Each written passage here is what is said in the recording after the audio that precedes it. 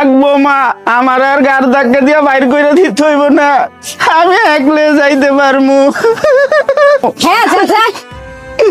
শোনো জান, তোমাকে একটা কথা বলি, সবে তো মাত্র একজনের খরচা কমলো। আচ্ছা ঠিক আছে শোনো, এই বুইড়ার সারা মাসের খরচের টাকা দিয়ে আজকে তুমি আর আমি শপিং করতে যাব, কি বলো?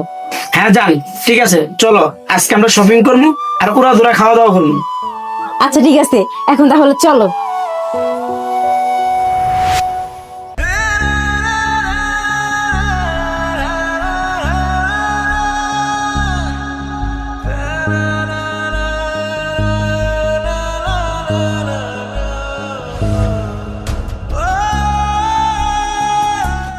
বাজান, আল্লাহ রাস্তায় 10টা টাকা ভিক্ষা দেন না।